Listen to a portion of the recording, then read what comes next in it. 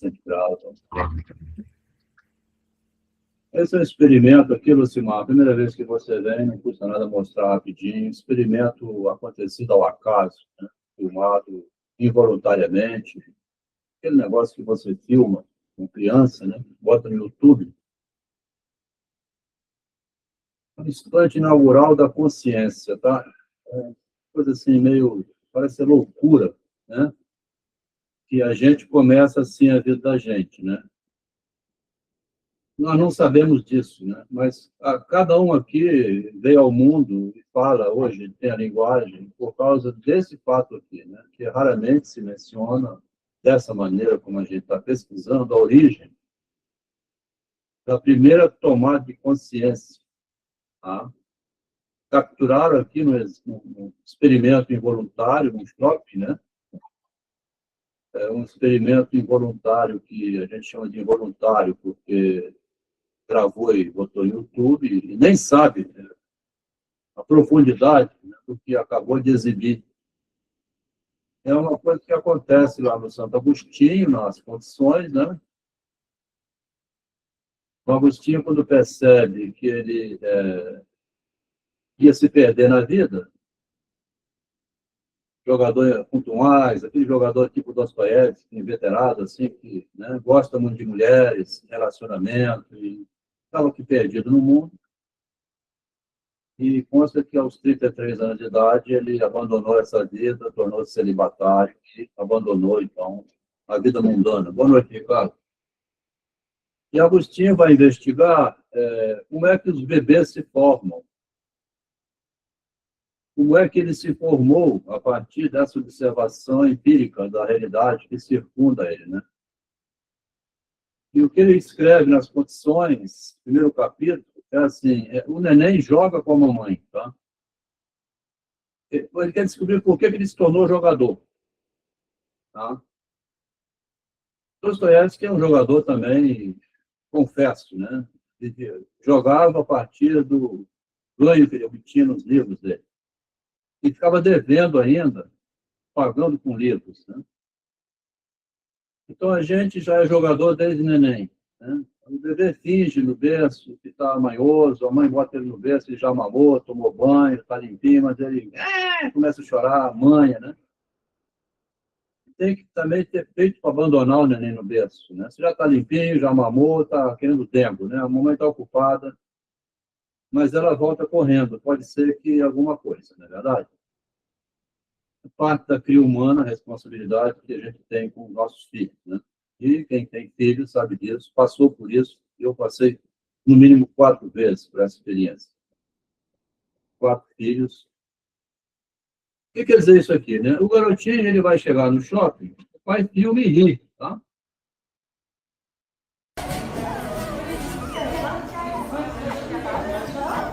É um negócio misterioso, mas é assim que é a vida da gente. Ele vê o menino, ele não sabe que é ele. Né?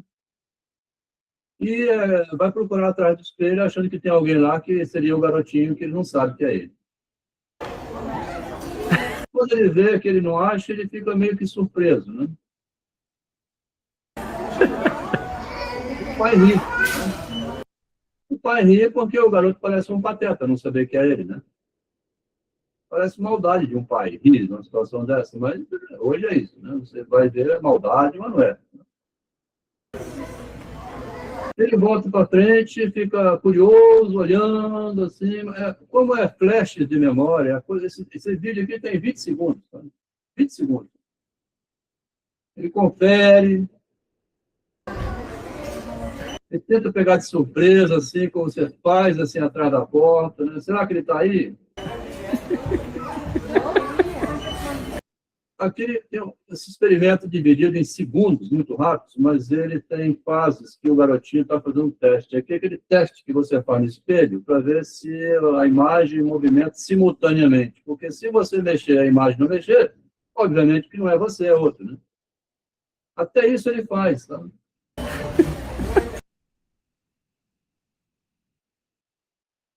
Quer dizer, como é que ele não sabia que era ele? E vai ter que descobrir por si próprio. Né? Ele não tem outra saída, não. que você não consegue ensinar ao outro isso. Tá? É um experimento, é uma investigação filosófica de 1 ano de idade, hein? Nossa, Quando passa esse grandalhão aí, que ele fica mais confuso ainda, né? Passou um grandão aqui. Ele acompanha o olhar. Ele tem que se resignar à seguinte situação. Eu não sabia que era eu isso aí, aprendi que sou e não vai se procurar mais nunca depois disso. Então, antes, ele não tinha inaugurado nada na mente dele sobre a imagem que corresponde ao corpo dele. Nesse instante, então, inaugura esse que seria o inconsciente do Freud, tá? É a primeira inconsciência que é marcada ali assim, bom, eu tenho uma autoimagem. A partir dele vai começar a falar. Né? Está tudo fresco na memória dele, os nomes do pai, da mãe. A primeira vez ele vai pronunciar mamãe, papai. Tá? Toda mãe fica maravilhada. Assim, ele falou mamãe. Só consegue falar depois que tem a imagem do próprio corpo. Porque todos os objetos do mundo, canivete, mouse, computador, cara de gente, óculos, que nós estamos vendo aqui, livros ali atrás, a gente identifica pela capa do livro, a gente já vai em cima, mas essa cognição de um nível elevadíssimo, ela tem um embrião, assim, um primórdio desse nível. Né? Boa noite, Ellen. Hoje é o capítulo 4, Ellen, do jovem que inventou a sua profissão. Nós vamos ler aqui no Jovem Freud um tipo de leitura que ninguém nunca fez, e não tem livro nenhum de psicanálise, que eu estudei durante 20 anos, né? Não existe psicanálise, nada disso que a gente vai ler aqui hoje, que é a origem do jovem Freud. Dessa origem de um dia, 1 ano de idade, que ele encontrou um dia a cara dele, ele evoluiu e está com 16, 17 anos nas cartas que nós vamos ler agora. Tá? Então, esse pontapé inicial a gente vai dar aqui. Para começar agora, então, a leitura do livro. Né? Para quem já viu 100 vezes isso, não tem novidade, mas para o colega que chegou hoje, tá? É o pontapé inicial. Vamos pegar o capítulo do livro agora, né? Capítulo 4, compartilhar. E tem um colega que terminou um doutorado aqui com o Vitor, tem o Vitor, sei que tem doutorado, tem o Adelmo que está chegando aos 70 anos, mas tem coisas que a gente não sabe. Tá? Você sabe muita coisa já, né? Andou o mundo inteiro, morou não sei aonde, na Alemanha. Então você não sabe a sua origem.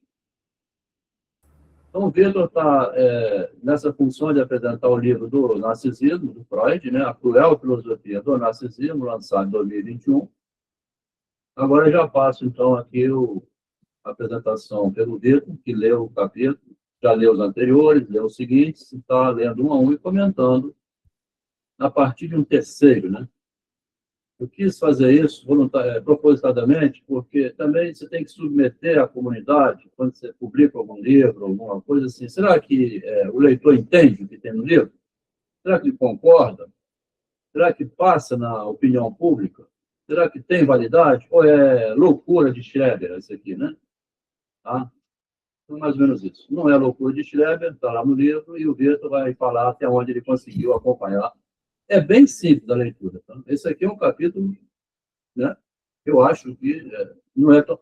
E, ao mesmo tempo, que é erudito. A gente vai ver um Freud extremamente habilidoso com a linguagem. Tá? Com 17 anos de idade, 16, assim, a genialidade do cara aparece desde cedo, né? Então é isso, Vitor. Fica à vontade. Boa noite, pessoal. Obrigado, Adelmo. Esse é um capítulo importante, né? Como nós vimos já nos 3 encontros anteriores, alguns de vocês já estão vendo há anos aí nesse grupo de estudos.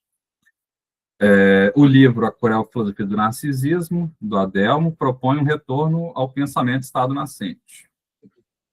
Um eixo conceitual unificado, né, atravessa todo o livro, que é o narcisismo, com um problema epistemológico, subjetivo, que é a invenção de uma posição subjetiva antes da invenção da psicanálise. Que é esse jovem Freud, né, antes de a psicanálise existir. A escrita científica, a escrita literária, como tradução do real, correspondência. Essa filosofia do narcisismo que o Adelmo descobriu, está propondo, ela é produtiva na oscilação entre o narcisismo como categoria clínica, como estrutura do eu e como operador epistemológico. No encontro passado, a gente viu a tradução do texto do Max Narmanson, que forneceu um enquadramento histórico, filosófico, que ampliou o horizonte conceitual da discussão sobre o narcisismo, libido e eros, né?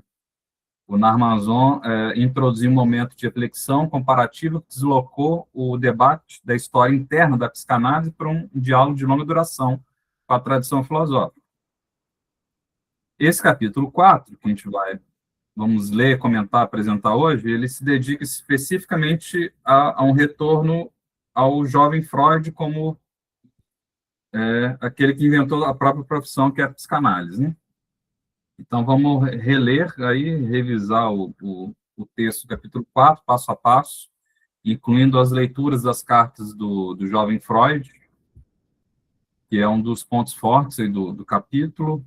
O texto não trata essas cartas como um simples documento privado, mas como um arquivo aí de linguagem, umas cenas da linguagem, nas quais já se ensaia uma relação singular entre experiência, palavra e verdade, mostra a maturidade do pensamento do Freud, lá adolescente, jovem. Também vamos ver o encontro com Franz Brentano, como cena inaugural de um conflito narcísico, epistemológico, a expectativa frustrada de um fundamento fisiológico para a psicologia, e a relação do Freud com o Arthur Schnitzler, que é explorada como a figura do duplo, com o contraste entre a psicanálise, né, e a literatura. Por fim, chegaremos ao exílio e à morte de Freud, e a última carta dele, de 1939. Então, seguindo aí na tela, né, em 18 de setembro de 1872, então com 16 anos de idade, o Freud, estudante do segundo grau, né, do atual ensino médio, no caso aqui da nomenclatura brasileira, ele escreveu ao colega dele, amigo, Emil Fluss: te direi a verdade sem dissimulação, mas somente a você. Espero que nenhum olhar alheio veja minha carta. Mas mesmo assim, se ocorrer e você não estiver em condições de impedi-lo, não me escreva nada sobre isso, porque de outro modo se terminaria a verdade e você receberia unicamente frases polidas, nas quais não poderia tirar nada. Então, nessa confidência ao amigo, o jovem Freud antecipou, de certo modo, um grande impasse humano e um problema central para a imagem de Narciso, que se situa na separação entre a fala privada e a fala pública. Ao afirmar que vai dizer a verdade sem dissimulação, o Freud anunciou uma verdade que não pode ser revelada sob o olhar de terceiros, né? Ele espera que nenhum olhar alheio veja a carta, né? Como nós estamos vendo agora, né? Ele pediu confidência, né? Era uma carta privada. Em seguida, Freud acrescentou, né? Mas mesmo assim, se ocorrer e você não estiver em condições de impedi-lo, né? Ou seja, de pedir alguém de ler a carta, como nós estamos lendo, se alguém vier a ler a carta, ou se o amigo falar a respeito com outra pessoa, ele pede para não escrever nada a ele sobre isso, né? Não dizer nada. Porque, nesse caso, terminaria a verdade, isto é, terminaria a transferência. E restariam apenas frases polidas, das quais, como ele próprio afirma, não poderia tirar nada. Nesse breve parágrafo aí, nessa carta, nesse fragmento de cartas, antecipa-se a grande questão que o Narciso sob a forma de uma divisão libidinal entre falar privado e falar em público. Olha só que condição interessante, Vitor. Olha só que curiosidade. Quer dizer, se alguém for falar alguma coisa por Vitor, tá? Vitor, Você sabia que aquele Adelmo é um cara assim meio estranho? Ô, Vitor, se alguém te falar, não fala nada para mim, que senão eu não vou mais confidenciar. Quer dizer, daí para frente perde a confiança, você não é meu amigo, porque você falou lá para esse colega que chegou hoje, o Lucimar, vê lá, rapaz, aquele Adelmo parece meio doido, é um careca. Aí o Lucimar vem me perguntar no privado, o Vitor andou falando umas coisas de você, Adelmo? Você vê, então você falou para alguém, você já está vulnerável. Tá? Falou para alguém, pronto, a cidade vai saber, dependendo da pessoa querer espalhar ou não. A condição humana, ela vive, então, é que precário. Quer dizer, você tem que ficar fechado o tempo todo, né? Eu não falo nada para ninguém. O consultório de psicanálise seria aquele lugar onde só o analista sabe seus segredos íntimos, né? E ele não publica. Muito embora ele publique em congressos. É disso aí que nós vivemos, não tem jeito também, né? Você não vai ficar mudo, né? Sem falar com ninguém. E a grande dificuldade da psicanálise foi anunciada depois, né, em 1917, será justamente a dificuldade de Narciso tornar público para si mesmo, né, aquilo que o atormenta. Aí diversos conceitos futuros já se encontram esboçados aí. O espaço privado, onde se fala de modo mais... se fala obscenidades de modo mais ou menos livre, a transferência, isto é, né, a existência de um confidente que acolhe os pensamentos mais íntimos, o agente crítico, que é um avaliador interno, uma censura que julga que pode ou não pode ser dito, ou um externo, né?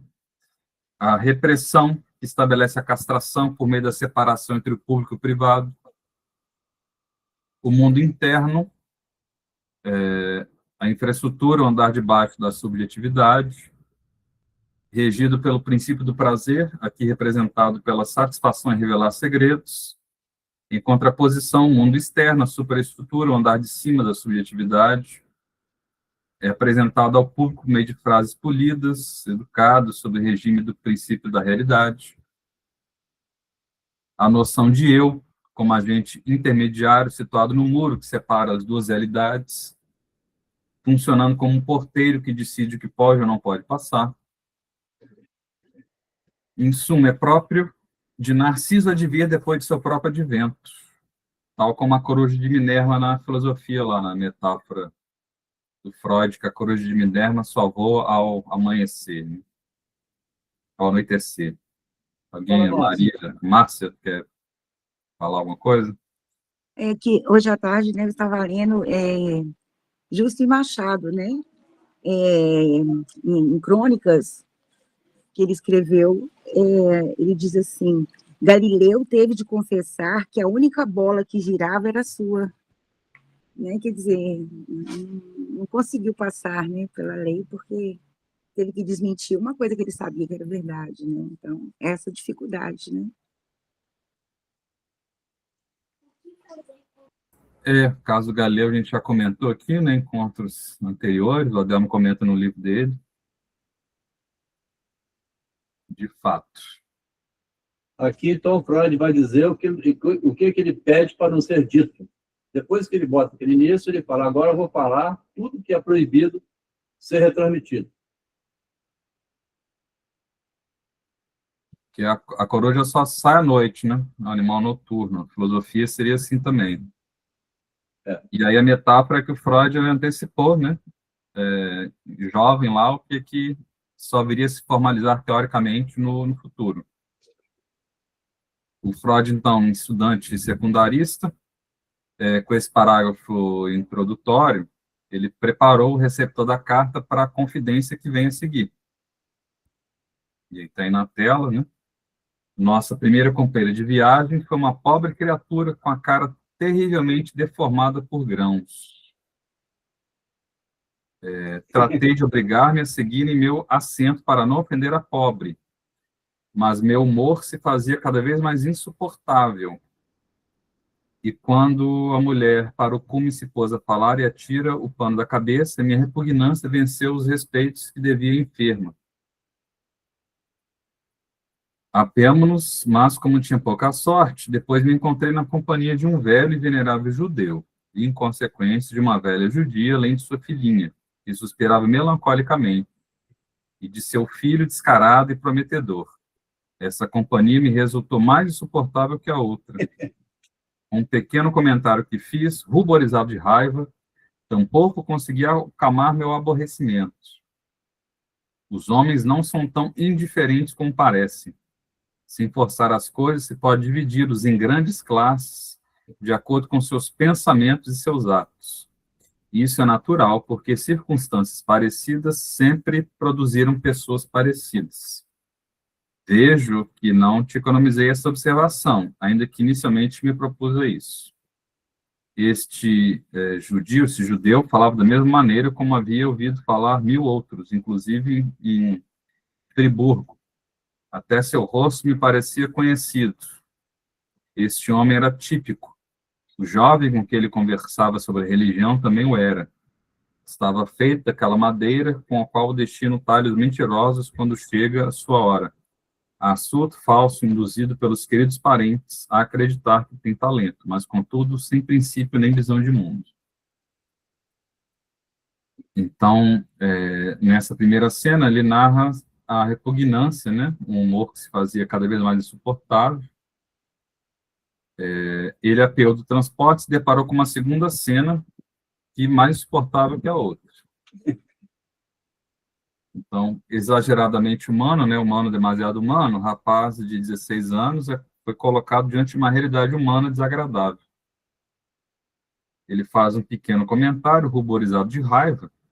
O comentário, porém, não é suficiente, porque ele tampouco conseguiu acalmar o aborrecimento. Mais tarde, ele escreveu ao amigo, relatando os fatos acontecidos, como forma de processamento da experiência. A vida empírica aparece, assim, como fonte poética. O pessoal está comentando no chat da coruja, bem lembrado, Minerva é Atena, né, a deusa da sabedoria, e tem um detalhe, Ricardo, em alemão, Abends pode ser tarde ou noite, serve para os dois. Tem tradução que a coruja voa ao entardecer, tem tradução que a coruja voa ao anoitecer. É a mesma palavra, Abend. Nacht, que é a noite, só no tarde da noite. Início da noite, Abend, assim como a tarde.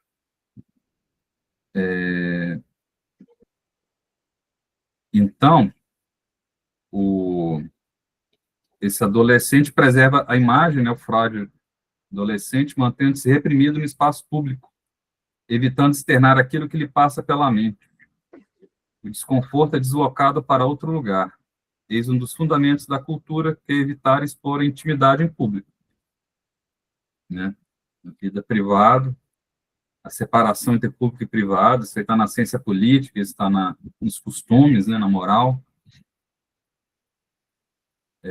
E aí, como é próprio de Narciso estar sempre atrasado em relação a si mesmo, o eu vem depois do ego. Quando, mais adiante, uma pessoa reflete sobre o que viveu, retorna a fatos já acontecidos. Esse é o modo de operar do pensamento psicanalítico, que é um movimento de retorno. De maneira mais geral, a pessoa segue adiante em sua vida, executando suas atividades, sem se dar conta de que elas são sustentadas por conceitos não explicitados. Há uma orientação e funcionamento, mesmo que o sujeito não saiba exatamente qual é. É daqui, Vitor, que o Machado vai tirar os conceitos da cultura, ele percebe antes de Freud, porque isso é constitutivo da gente, mas você não tira um instante para refletir, né? Porque você já nasce imerso no mundo e vai crescendo nele e usa os conceitos. Prometeu no Cáucaso, é punido porque falou uma coisa que não devia. O risco de atravessar o Rubicão, falando também o que talvez era melhor ficar quieto. Agora, tem um comentário aqui que nesse capítulo não tem, eu estava relendo hoje, e eu não coloquei em nenhum lugar do capítulo assim. O Freud, me parece também, como se fosse uma mulher, assim, sei lá, repara demais no ambiente. Porque você toma um trem desse, você vê o cara desdentado, você vê o cara cheio de pus na cara, você vê outro que é muleta, você vê a mulher com saia curta, uma gordona, outro que está mostrando o sutiã e nem reparece. Então, você vai observar assim, o Freud se incomoda com tudo, tá? O Freud já tinha um narcisismo nele da imagem, assim, não é à toa que depois ele vai se tornar... Eu não coloquei nenhum comentário nesse capítulo, assim, o Freud já era muito narcisista do ponto de vista de observador do ambiente, incômodo com a imagem, e ter que se manter reprimido, e não é por nada que depois também ele tem uma sensibilidade muito grande assim, a esses nojos do ambiente, né? Qualquer lugar que você pega um trem desse, um automóvel, via pública, você depara com nóia, né? Dorme na calçada, você passa de um lugar fedorento pra caramba, você tem que desviar, porque está cheio de gente dormindo na calçada. O cara vive imerso na cultura, mas ele sabe que não vai ficar se incomodando com isso. Mas o Freud fez questão de mandar uma carta narrando 2 momentos, né? Dentro do trem, e quando ele desceu, tinha uma cena fora pior ainda. Então, tem uns determinantes psíquicos internos, que vai chamar aqui, que agem por dentro, e que depois o cara, assim, é incômodo com o mundo, ele fala com o analista que ele não se dá bem em lugar nenhum. Quer dizer, é muita paranoia, né? Bom, então, como já o Adelmo já adiantou aí, né, a hipótese do Freud é que existem a existência de determinantes psíquicos que atuam por trás dos sintomas repetidos ao longo da vida. Por isso, falar ajuda. Foi o que o próprio Freud fez ao escrever ao amigo. Então, ao longo do livro, A Cruel Filosofia do Narcisismo, percebemos que desde jovem, por toda a vida, o Freud adotou uma permanente atitude analítica, no sentido de retornar sobre a experiência vivida. Quando, anos mais tarde, ele entregou a cura pela palavra, ele já vinha, de certo modo, praticando, como todos nós, esse mesmo estilo em sua vida pessoal, como forma de desafogar tensões internas. Em 18 de setembro de 1874, aos 18 anos de idade, o Freud citou o Goethe, que é considerado um dos maiores... É o Machado de Assis da Alemanha, né? Um dos maiores escritores alemães. Nada é mais difícil de suportar que uma série de dias felizes. Trata-se de uma regra enunciada de forma irônica, né? Quando tudo está ótimo, a tendência é decair. Quando tudo está péssimo, a tendência é melhorar. Goethe foi uma fonte constante para Freud, um dos autores mais citados em sua obra.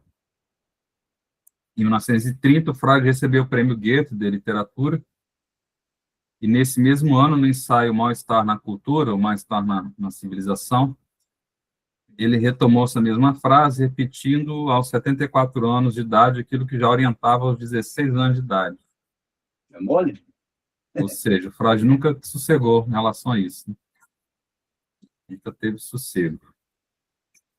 O Freud se deu conta, né, percebeu que os grandes mestres da literatura, como Goethe, já haviam subjetivado a experiência humana e passou a tomá-los, nesses escritores, como referência. Se for verdade, como afirmou Bataille, que a literatura pode dizer tudo, então tudo já está dito na literatura. Pode-se aprender com ela, inclusive, para evitar a repetição de certos experimentos catastróficos. Aí o Sófocles, né, o Dante, Alighieri, Shakespeare, Goethe, aparecem constantemente citados como uma espécie de psicanalistas para Freud. São aqueles que oferecem uma primeira interpretação a quem ainda não dispõe de nenhuma. E aí podemos incluir aí o Machado de Assis, né, o Adelmo já mostrou no outro livro. O Freud se colocou, então, desde jovem, em contínua atitude analítica em relação à realidade. Ele já estaria aplicando esse mesmo método, que mais tarde ele inventaria, né, da psicanálise. Ao escrever, Freud também se analisava. É isso que se convencionou chamar de autoanálise. Desde os 16 anos de idade, ou seja, né, muito antes de inventar a psicanálise, o jovem Freud já praticava em si mesmo a cura pela palavra, o tratamento pela palavra. Naquele mesmo ano de 72, 1872, em 4 de setembro, o estudante Freud escreveu sobre o desterro longe da casa dos pais. Aí na tela. É somente com relutância que eu te perdoo por escrever tão pouco sobre você mesmo, mas uma tocante resignação refletida em cada linha de sua carta impede de pedir mais de você do que você pode dar.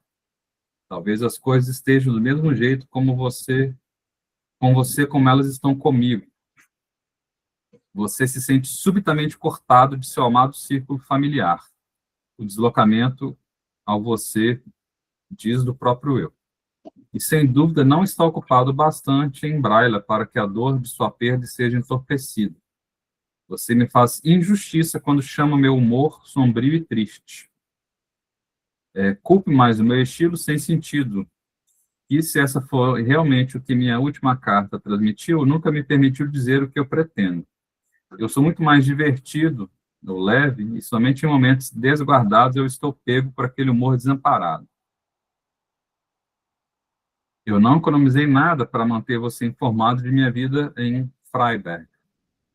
Você encontrará em mim uma fonte oral informativa, em meu caderno de notas e diário uma fonte escrita, e isso relatará de modo suficiente e amplo os acontecimentos deste mês.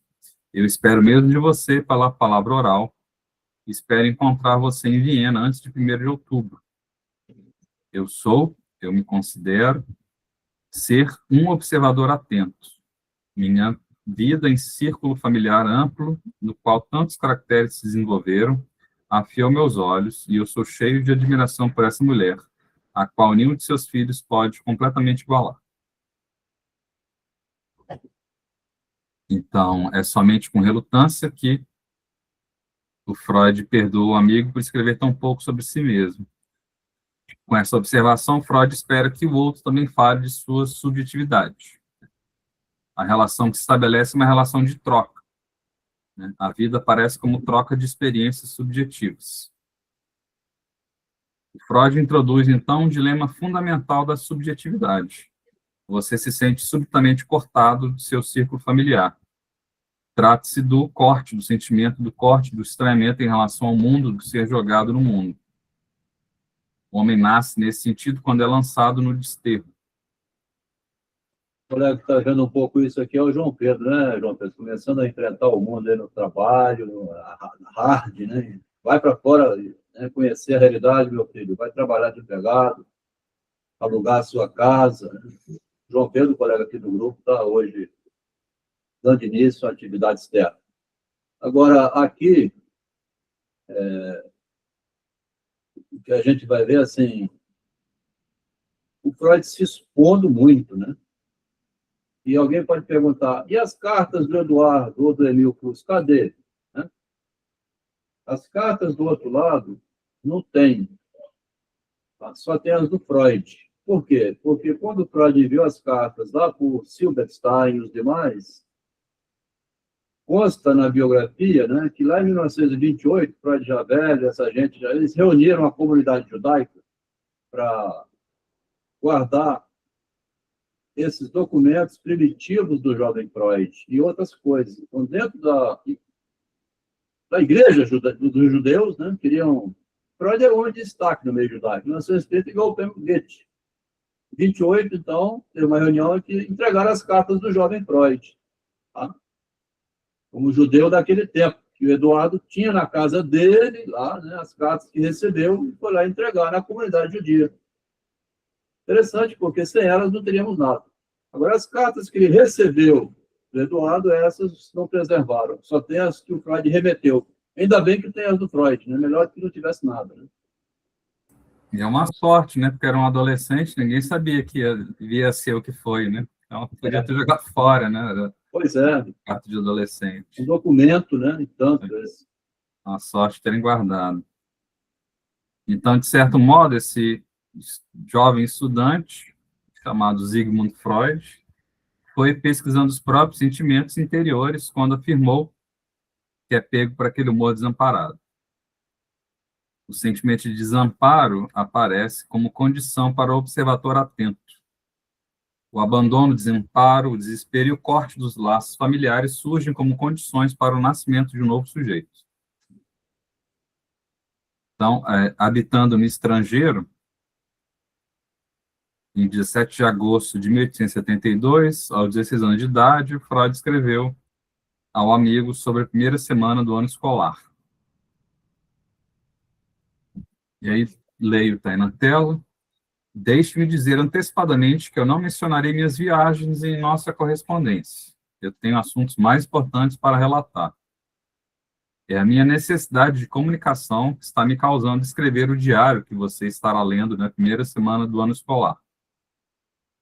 Ele contém pouco que você achará incompreensível. Ontem e no dia anterior eu escrevi tão francamente em meu aborrecimento que eu não poderia nunca pensar que eu seria capaz de fazer isso. Eu tentaria usar da mesma franqueza agora, na crença confidencial que ninguém mais irá colocar os olhos nesta carta. Não sabia quem já está lendo aqui, né? Eu tentarei fazer minhas confissões mais fáceis, colocando-as na nossa linguagem oficial. Eu não prometi abrir-me a você? Sejamos francos. Quem poderia ler essa pequena carta, exceto você? Mas lembre-se, sua tarefa é não deixar essas notas caírem nas mãos de ninguém. Mas, se você me quer falando de meus sentimentos de novo, quando nós chegamos no final da estrada, nós deveremos estar rindo de tudo isso, assim como de tudo mais, porque isso é tudo que é válido. E agora não é a vida uma das mais estranhas coisas do mundo? Eu concluo esta carta, a maior peça de falta de sentido que a Academia Espanhola jamais produziu, com as melhores recomendações aos seus pais e completamente igualar. Aqui tem um detalhe, tá? A gente lê o livro inteiro do cara para fazer esse extrato menor, né? Ele chama de Academia Espanhola porque tinha uma academia lá de Cervantes e ele tenta imitar isso. Ele usa dois, Cipião e dois personagens lá do Cervantes. E eles escrevem em espanhol ainda por cima. Quer dizer, não somente não vão ver a carta, mas se verem, vão ter que ler em espanhol, não é alemão. Então ele criou um nome lá chamado aqui Academia Espanhola. Só tem dois imortais dessa academia, eu e você. É zombaria também o tempo todo. E depois ele fala assim, no futuro a gente acaba rindo das misérias da adolescente. Olha como é que eu era. Assim, você ri de você, né? É bem curioso como ele já tem um xiste presente o tempo todo, Vitor, fazendo uma certa zombaria de si mesmo, né? É humor. É humor. Humor judeu. E aí fica por conta do leitor, o sujeito aflito necessitando comunicar o que se passa. A minha necessidade de comunicação que está me causando escrever o diário que você estará lendo na primeira semana do ano escolar, disse Freud, né? Então, no ano seguinte, o Freud vai, numa carta do dia 16 de julho, lá de 1873, então, aos 17 anos de idade, numa associação com o Werder, o personagem do Goethe, referir-se ao vazio interior. Não te aconselho ler Homero, ainda que em Werder, do livro Os Sofrimentos do Jovem Werder, lá do Goethe, se possa ler como o jovem lê os versos de onde pretendentes matam e comem aos veados quando eles regressam de uma reunião social tão nobre como de mau gosto. Mas ele estava totalmente só e abandonado, sem mamãe, nem tia, nem novos e velhos conhecidos, o que não é o seu caso. Tampouco encontra em Werder nenhuma alusão a dicionário. Poderia haver chegado já antes a decisão de passar-me pelas montanhas, se é realizável. Aqui minha satisfação tem um grande vazio que não tem maneira de remendar e que, como é comum acontecer com os vazios, se fazem maiores a cada dia. Às vezes, se me vem a tentação de ver se não pode com algum remédio, mas... Então, jogado no mundo real, né, totalmente só, abandonado, sem a mãe, eis a verdadeira condição humana. Um grande vazio que não tem modo de se remendar. trata-se de uma satisfação que nunca se satisfaz.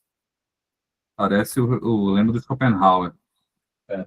Não há, de fato, satisfação que se satisfaz. Né? Para cada desejo, a gente tem outros não realizados. Ela satisfaz, mas o vazio permanece, sempre a pedir nova satisfação. E, como todo adolescente, o Freud estava à procura de seu próprio destino e recorreu à literatura do Goethe para extrair aqui, ainda que de modo precário, alguma orientação diante da escuridão do futuro. Ele interpretou a realidade, também a si mesmo, e fez circular essa interpretação para quem o leria mais tarde. Hoje, né, nós, os pesquisadores, para nossa felicidade, suas cartas de adolescente não foram queimadas, né, não foram jogadas fora. A tradução existente em português, contudo, precisa ser refeita, né? Então, porque é legível. E aí estamos em 26 de junho de 1873, corrigi aí, Adel, na segunda edição. Mandou para gráfico ainda não, né? Como é que A tá? 1900. Em 73, não marquei. Obrigado por ter anotado isso. Tem tanta coisa, tem errado demais aqui ainda. Obrigado, valeu. Valeu. Então, a nota excelente, finalmente me deram no trabalho alemão. O tema foi altamente moral, sobre as considerações à hora de eleger uma profissão. E eu fiz uma redação em mais ou menos o mesmo que havia escrito a você faz 2 semanas, sem que você me concedesse um excelente por isso. Meu professor me disse ao mesmo tempo, e ele é a primeira pessoa que toma a liberdade de me dizer isso, que tem o que Herder chama tão acertadamente um estilo idiota. Esse Herder aí não é o Herder, não? Não, rapaz, ele vai dizendo os nomes dos amigos dele, assim, de Amigo, época. né? Eu não fiz um catálogo, não. Sou um colega de turma. Ok. Isto é um estilo que, ao mesmo tempo, é correto e característico. Quedei-me devidamente surpreendido por esse fato incrível e não deixei de difundir o mais distante possível esta feliz notícia, a primeira de sua espécie. Até você, por exemplo, que até agora tampouco se havia dado conta de que estava trocando cartas com um grande estilista alemão. Mas agora te aconselho, como amigo, não como interessado, conserve-o e amarre-o todo com cordas. Cuide dele, nunca se sabe. Esse 1926 é o quê? Hein? Esse 1926 é o quê? 1926 aonde? Rapaz, é boa pergunta. Deixa eu marcar aqui para confirmar. Então, o Freud ironizou, né? O professor disse que ele tem um estilo idiota, né? Isso, no momento atual, seria motivo de processo contra o professor, né? Se chamar um aluno de idiota, eu vou ter problema na UFS. Hoje é. Qualquer professor, qualquer instituição. O tema dessa redação do Freud é decisivo para ele, né? Qual é a profissão? Esse era o grande dilema do Freud, né? A escolha da profissão, o dilema da maioria dos adolescentes. Então, vão ter que fazer o Enem, vestibular. Em análise leiga, de 26, o Freud escreveu: após Isso, 41 anos de atividade médica, meu autoconhecimento me diz que não fui propriamente um médico. Eu me tornei médico por ter sido obrigado a desviar de minha intenção original, e meu triunfo consistiu em reencontrar, após um longo rodeio, a direção inicial. De minha infância, não recordo nenhuma necessidade de ajudar pessoas que sofrem. Minha predisposição sádica não era muito grande, de forma que esse derivado dela não chegou a se desenvolver. Eu nunca brinquei de médico. Minha curiosidade infantil tomou outros rumos. Na juventude, tornou-se muito forte a necessidade de compreender algo dos enigmas do mundo e talvez contribuir para solucioná-los. Bom, então, sem ter sido objetivo, Freud, de modo indireto, encontrou a sua profissão, né? Ele inventou a profissão, né?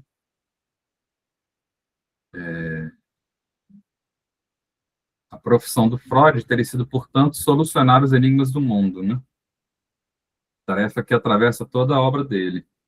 O Freud criou a psicanálise,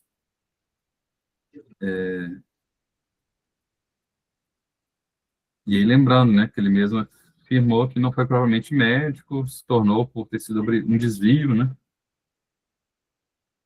E ele não tinha necessidade de ajudar aqueles que sofrem, porque não tinha predisposição sádica, né? Uma formulação irônica e decisiva, né? Seria sadismo retirar o sofrimento da pessoa. Isto é, interferir diretamente no destino subjetivo de outra pessoa. A medicina aparece, assim, não como vocação altruísta, mas como um desvio.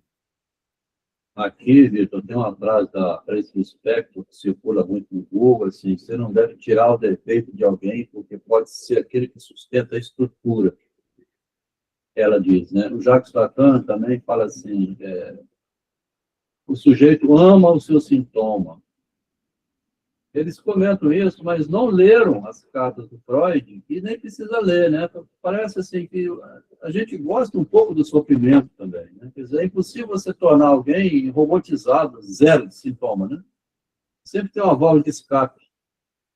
Mas esse elemento da válvula de escape, que é presente na cultura o tempo todo, a gente vê ele escrito aqui de um jeito, ali de outro jeito, a Clarice Lispector de outra maneira, porque mandaram a Clarice fazer análise, ela era muito melancólica, ela botava tudo no texto, a Macabéia era ela mesma.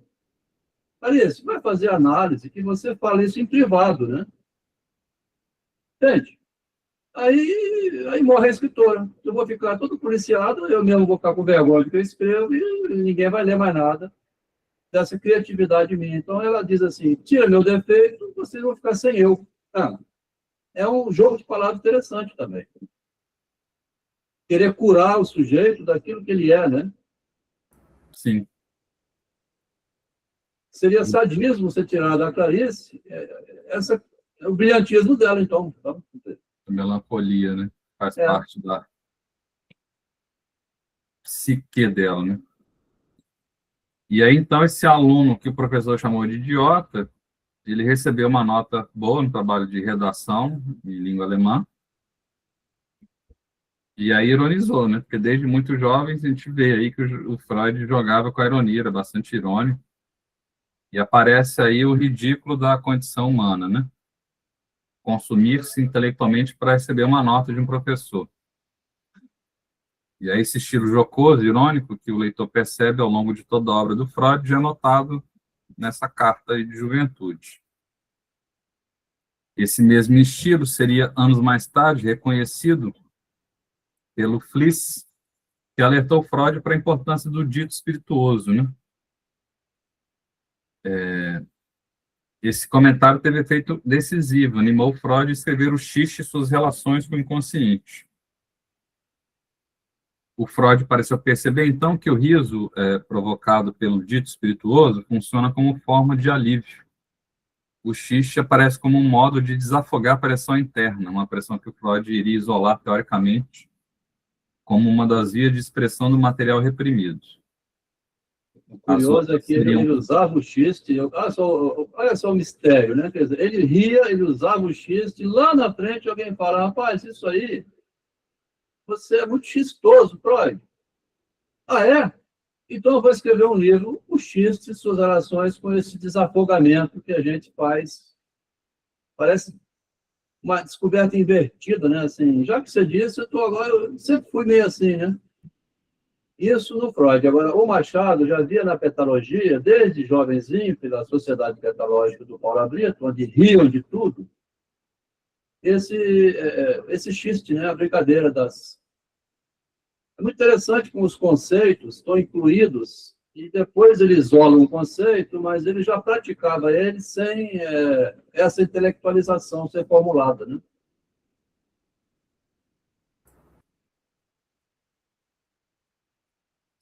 Então, lá no 13 de agosto de 74, tem uma nova carta para o Zilberstein, Vamos ler. Pertenço àquelas criaturas humanas que se podem localizar durante a maior parte do dia entre dois móveis, um de forma vertical, poltrona, e outro que se estende horizontalmente, a mesa, e dos que começou a surgir com a civilização, como coincidem os historiadores da cultura, porque esses móveis reclamam, com razão, predicado de sedentário ou de assentamento. Dado que essa posição não ocupa de maneira alguma todas as partes do quarto, senão que as mais nobres sobressaem de maneira notável do bordo horizontal da mesa. Me sinto obrigado a fazer duas coisas em função de sua ocupação, a ler e a escrever. Mas o que escreve é matemática e o que lê é papel. Hamlet deveria haver contestado assim Apolônio, e não com sua expressão sentimental, né? Words, words, words, palavras, palavras, palavras, quando ele se interessou pela maneira como o príncipe Hamlet matava o tempo. Ser papel é propriedade comum e também um destino compartido de todos os livros.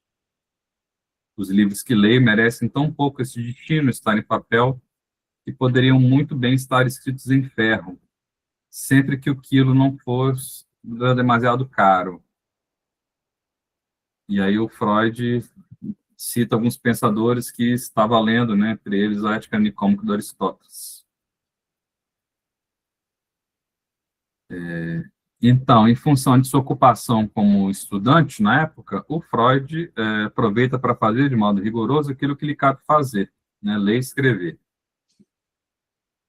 Denomina-se hipergrafia, o costume de passar o tempo lendo e escrevendo. Relata-se que o Freud teria escrito mais de 20.000 cartas. Ele falou ao amigo sobre seu fascínio pelo saber codificado nos livros que tanto utilizava. E é uma pena que hoje em dia, né, acho que os intelectuais não escrevem mais cartas, né? Nem e-mails longos, assim, troca mensagem no WhatsApp, manda áudio, conversa aqui no Google Meet, não tem mais longas cartas de correspondência. Mesmo que tivesse 20.000 cartas e perdesse umas 10.000, como dizem, são até aqui na biblioteca, né, 26 volumes de cartas de Freud. Ao Ferenc tem 3 livrões, ao Karl Abraham, ao Jung, um monte de gente. 26 livros, ao Salomé, é um livro muito bom, a gente leu ele. Os livros de cartas de Freud pouco são considerados para a compreensão dos conceitos da obra dele, também pelo seguinte: a psicanálise já tinha sedimentado culturalmente, já estava bem fincada, quando surgiram esses livros, na década de 60, 70, daí para frente. Então, eles surgiram atrasados, depois da morte de Freud em 39, e ficou excluído da episteme, né, do saber psicanalítico. Nem o Lacan, no retorno a Freud, que sempre fala retorno a Freud, é o retorno ao principal. Teria que ter, em algum momento, um retorno também às cartas, que dá sustentação ao principal. Viu? Mas das 20.000 cartas que menciona aqui, tem muita carta ainda que a gente pode ler e nem todos leram. Né? Um deles é aquele do Binswanger, que ele diz que o inconsciente no eu, né? Não tem nenhuma tese de doutorado, se eu olhei em inglês, em francês, aquele livro do Binswanger, que ele fala que tem o inconsciente no eu e não escondido, e a gente não percebe, né, que é o inconsciente do Machado, lá da Bentinho, Capitula, inconsciente que você não percebe tudo, né, quando você é assaltado, a pessoa vai ver depois, enganado por um amigo. Então, esse inconsciente, você passou reto por ele, né? É citado numa carta de Binswanger e nenhum doutorado, nenhuma tese assim, cita essa revolução que aconteceu devido ao privado, que é a mudança para o narcisismo.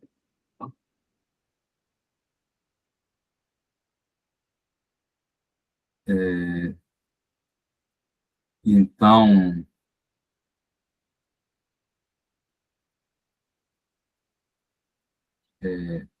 a grande referência do Freud, adolescente, foi o fascínio pelas letras, né? Ele teria encontrado nos grandes heróis da humanidade pistas para se orientar diante da trágica condição da vida humana. E nessas cartas, né, ele relatou leituras de Sófocles, Ésquilo, Dante, Goethe, Shakespeare. Teria faltado, o que parece, um contato mais sistemático com a obra do Edgar Allan Poe. E do Machado, que ele não conheceu, né? O Freud já lia os grandes autores desde muito jovem e encontrou neles uma companhia para a sua solidão interior, da qual extrai alguma orientação no breu da existência. Ele não apenas lia, como também escrevia, exercitando-se continuamente na escrita. Né? A gente pode ver, que mesmo na tradução, que as cartas são notavelmente bem escritas. Impressiona o leitor o fato de que o Freud, ainda adolescente, já escrevia com tamanha qualidade. É relativamente comum alguém ler muitos livros e admirar as narrativas dos grandes escritores. Contudo, a leitura por si só não resulta em escrita, se não houver uma prática constante. Que para escrever é necessário transpor determinada etapa, condição para o nascimento do eu. Escrever algo de mais original exige coragem, né? Como atravessar a porta da lei que o próprio sujeito coloca diante de si. O indivíduo se reprime, teme escrever e ser avaliado pelo que escreveu. Surge, então, a questão, né? Como transpor essa barreira interna? Desde muito jovem, Freud percebeu que ao escrever, a pessoa pode estruturar sua desordem interior. Sobre esse ponto, a gente vai ver no capítulo dedicado a Schreber, como Freud valorizou a escrita. Escrever fornece estrutura, orienta a vida do sujeito. O Freud se orientava consultando os grandes escritores da humanidade. Diferentemente do simples proferir palavras, como em Hamlet, a escrita ordena o pensamento. É útil que a pessoa se arrisque, né? A pessoa se arriscar na experiência de escrever. Em Freud, escrever a experiência servia para organizar os pensamentos e, desse modo, se tornar-se empreendedor de si mesmo. Um cultivo de Interessante si, que né? isso é prática terapêutica até hoje, né? Alguns psicanalistas indicam criar diários, né? Como hábito de escrita e meio que se articular internamente. Virou uma técnica de análise. É engraçado que eu não sabia nada disso, meio instintivo. Eu comecei a aproveitar que tinha grupo de engenheiro, grupos não sei aonde, WhatsApp. Eu falei, sabe de uma coisa? Vou botar minhas crônicas. Lá em 2012, quando começou aquela crise de Lula e Dilma e PT, que deu impeachment, a sociedade tão confusa estava, né?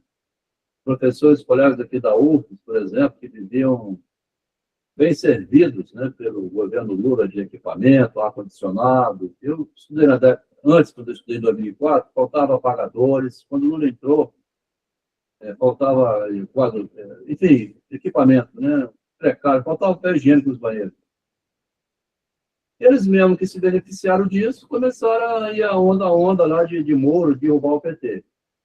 Eu tinha ainda uma ligação, gostava um pouco do PT, que depois eu acabei desgostando também, porque já está um pouco demais, né? De qualquer maneira, eu fazia umas crônicas assim meio que invertidas, para ver se o leitor pegava, porque se o sujeito que não está, professor universitário, não está sabendo votar, ou seja, está votando contra si mesmo, porque o que poderia vir depois seria uma cópia do Fernando Henrique, que deixou os professores universitários 8 anos sem reajuste.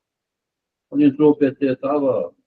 Enfim, aí eu comecei a testar, aí que eu comecei a ensaiar, a escrever da minha parte, né? Assim, a Juliana falando então o diário, mas se você quiser despistar um pouco, pode também jogar para o público, né? Vai jogando no Facebook. Assim, eu vejo muita gente digitando o dia inteiro em WhatsApp, por exemplo, e não faz uma crônica.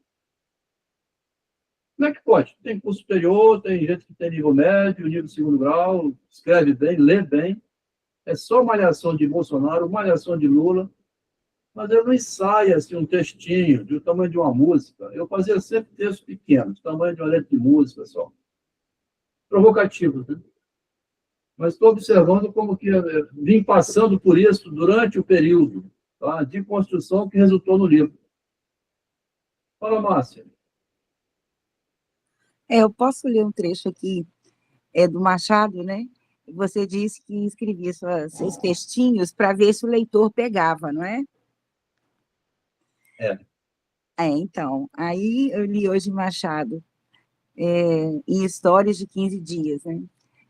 É assim, hoje posso espeitorar meia dúzia de bernardices sem que o leitor dê por elas. A razão não é outra senão a de ser o leitor um homem que se respeita, ama o belo, possui costumes elegantes. Conseguintemente, não tem orelhas para crônicas nem outras coisas ínfimas. Suas orelhas andam de molho. O Machado é outro que já ia jogando as crônicas todinhas, né? Bem gozado. Você vê como é que o teste de realidade você faz arriscando a própria pele um pouco, sem ser muito declarativo, né? Mas você vai desenvolvendo a coragem, né? Adquirindo coragem.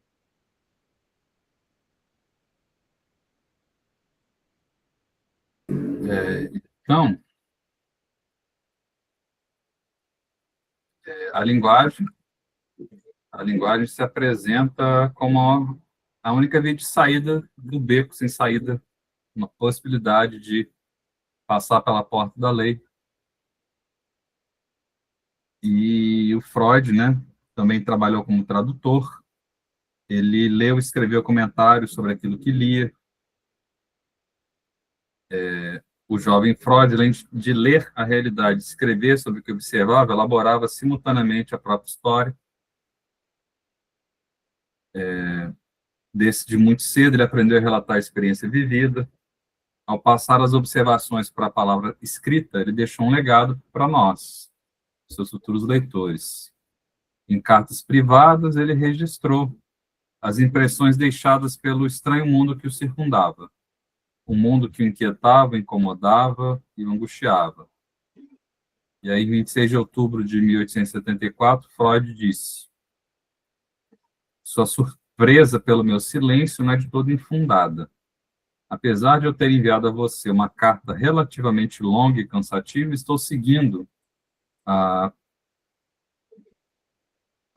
primeira imediatamente com a segunda, assim que recebi a sua.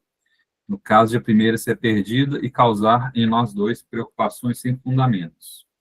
O mistério é facilmente resolvido. Eu teria tempo milhares de vezes para dizer a você em 5 linhas que estou bem, mas, para compor um documento tão peculiar, eu poderia, do mesmo modo, elevar sua ansiedade e ter dado a você basicamente a falsa ideia de como eu aporto meu tempo. Prefiro escrever uma carta longa e detalhada, mas tive que adiá-la de um dia para o outro e pude somente terminá-la ontem, isto é, domingo. Assim, meus 14 dias de silêncio não têm causa mais grave do que essa. Ainda eu não acredito que você se comportará comigo como uma mãe afetada em relação com seus filhos. Então, Freud tinha um grande temor de perder o interlocutor, aquele que lê e responde às ideias que ele exprime em suas cartas. E aí, no próximo extrato, Freud lança um olhar observador sobre as escolhas profissionais de seus amigos de sala de aula. Então, vamos ler. Aqui ele demonstra, a gente lê o livro de cartas dele, ele repete várias. A gente botou numa carta aqui, mas tem várias outras que ele expressa assim, muita ansiedade, assim, de não perder o contato, né? É como quando hoje no WhatsApp você vê que alguém ou bloqueou, ou não está lendo suas mensagens, ou você manda, o cara não responde, e você fica assim, poxa, ei, você sumiu? Então, a gente quer um retorno, né? E um texto que eu mandei, aí o outro, Adel, você me manda esses textos mais não, tá? Eu fico chateado com eles. Beleza. Então, ele tem necessidade das confidências, tá? Ele escreve cartas longas. Interessante isso.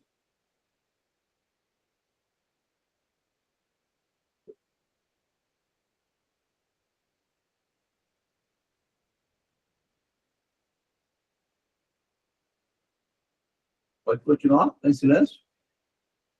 O microfone está desligado, desculpa. Ah, tá. Então, nessa carta de 22, 23 de outubro de 1874, vamos ler. O que disse o Freud? Ao lado deste acontecimento, em um âmbito mais geral, posso referir-te a algumas coisas do círculo mais próximo e outras da esfera da máxima intimidade, quer dizer, de mim mesmo.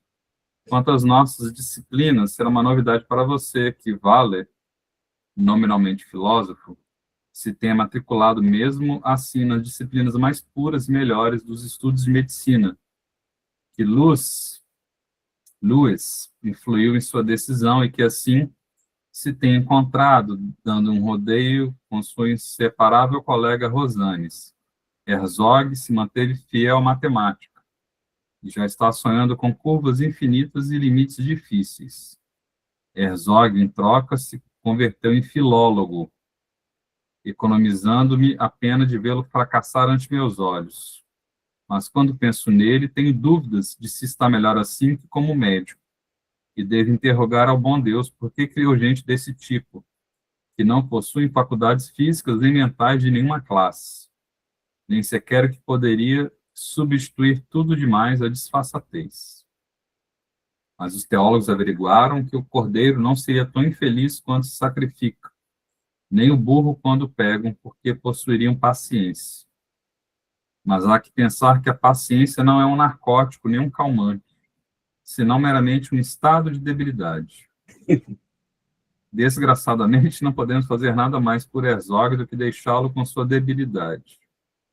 Em nossas disciplinas, vamos por caminhos bastante distintos. Somente em zoologia, nas aulas de Brentano, voltamos a reunir-nos todos.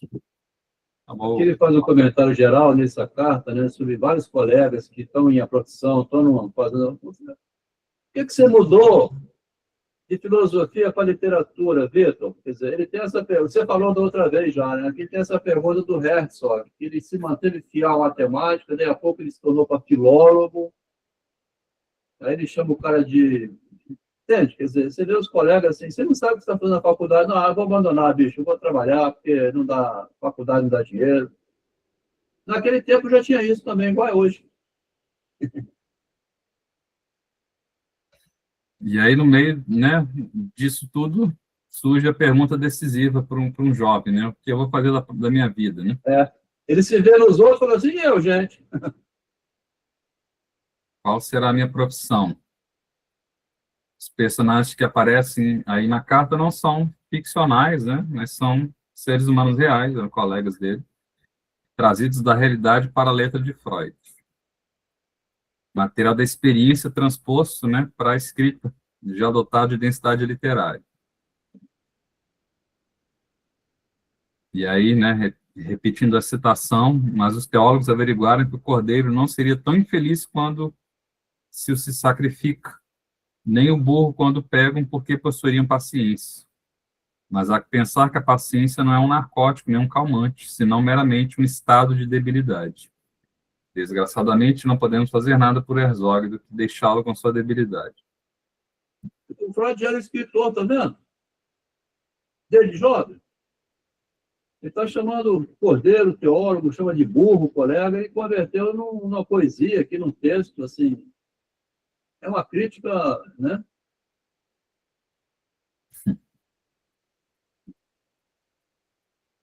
Então, no interior dessa literariedade, né, da nomeação direta de pessoas, seres reais, o Freud fez poesia, né, produziu temas poéticos.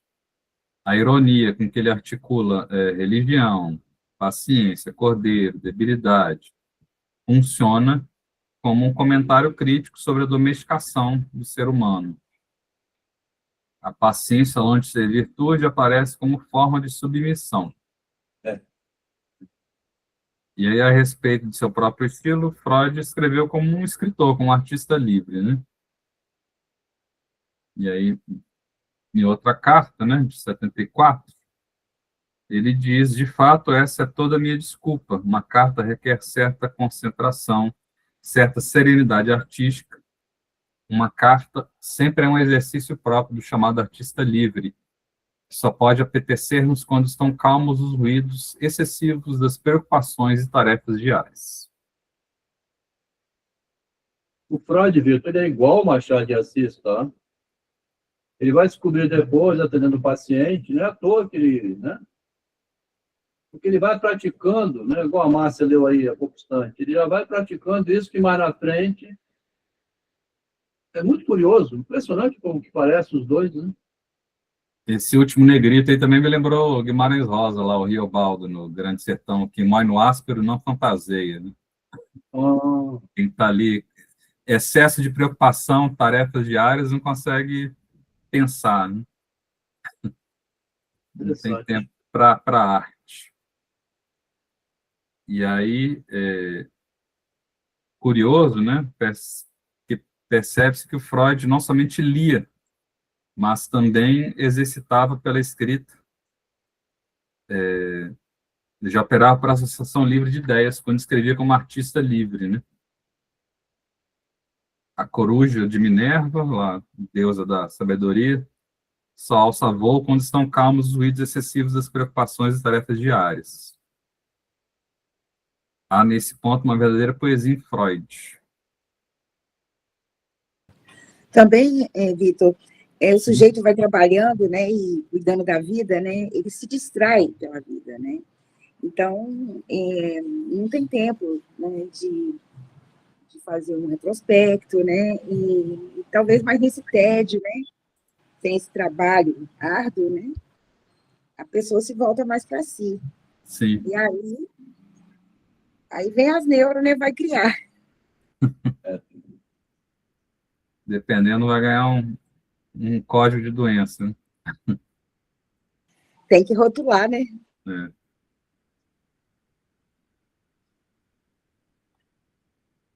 E aí, seguindo, né, na carta de 8 de novembro de 74, ele diz: agradeço a você pelas suas interessantes descrições da universidade, te rogo continuá-las e lamento muito que me deixe em uma total incerteza quanto às suas verdadeiras ocupações, sua vida diária mais do que o lado interior espiritual.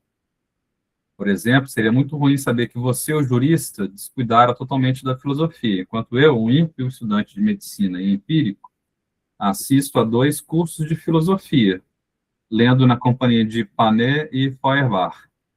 Um dos cursos, Escuta e Maravilha-te, trata da existência de Deus. E o professor Brentano, que é um ministro, é um homem magnífico, um sábio e filósofo, apesar de que considera necessário apoiar com suas razões esta existência etérea de Deus.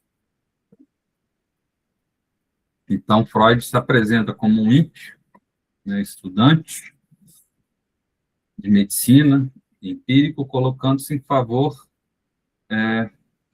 do lado da experiência, daquilo que se vive em oposição ao filósofo que considera necessário fundamentar racionalmente a existência de Deus.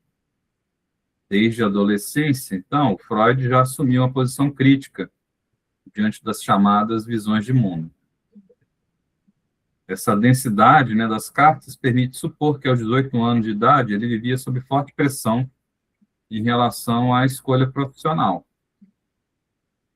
E aí um fragmento da carta de 8 de novembro de 1874 aproxima-se, inclusive, de uma carta literária, né, um texto literário. Aí na tela, uma espécie de estremecimento se estende em todo o mundo. Os moribundos se apressam a morrer. Os levemente enfermos intensificam sua tosse seca. E os que ainda estão sãos se protegem com maus condutores de calor e jogam nuvens de vapor dos pulmões. Nós 2 pertencemos, afortunadamente, àqueles que ainda podem esperar viver outra primavera. E eu me propus seriamente aproveitar dessa vez melhor o favor da natureza e cuidar de minha saúde física, fazendo passeios e pequenas excursões. Como se sabe, a alma é uma coisa imortal, de modo que não se perde nada. O corpo, em troca, é mortal e requer cuidados antes que morra.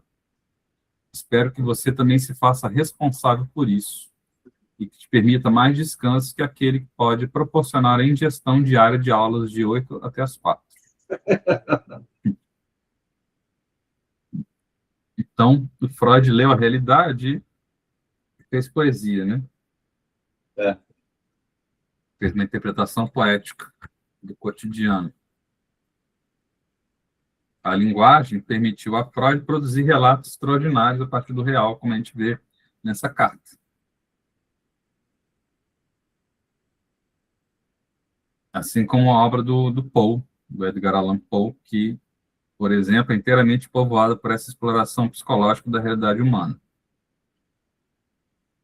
E é esse modo de fazer poesia ancorado na realidade pode-se contrapor os relatos delirantes de Jung, as suas chamadas visões.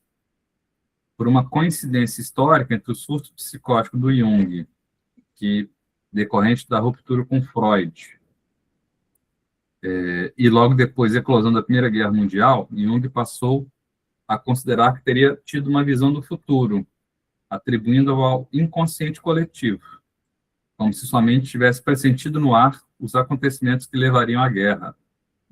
Na verdade, depois do artigo sobre a tragédia da ingratidão, Jung provavelmente aguardava que algo ainda pior lhe recaísse. O artigo bomba foi publicado em julho de 1914, e o Jung não estava errado. O inconsciente dele esperava coisas piores e elas, de fato, aconteceram. Quanto à chamada crise da adolescência, convém lembrar que a vida humana não vem com uma solução pronta, nem como uma vocação previamente definida. Nada é dado de antemão. O jovem Freud foi tateando no escuro em busca de alguma saída do labirinto. E naquele momento era a escolha profissional. E aí esse é o grande dilema do adolescente, né? Que profissão escolher para exercer pelo resto da vida? Do ponto de vista da libido objetal, a questão é central. A profissão representa um investimento libidinal em um objeto. Trabalha-se com mais satisfação e adoece menos quando se escolhe como profissão algo de que se gosta, né? Algo que a gente gosta de fazer. O Freud preferia trabalhar com a subjetividade humana. Há, porém, pessoas aversas aos dramas internos da subjetividade, que preferem profissões mais exatas, objetivas, né? Odontologia, engenharia, por exemplo. Falar aqui comigo, tá? Que vem da engenharia, eu até hoje eu detesto ficar escutando neurose, assim, aquela, parece choradeira, né? A pessoa...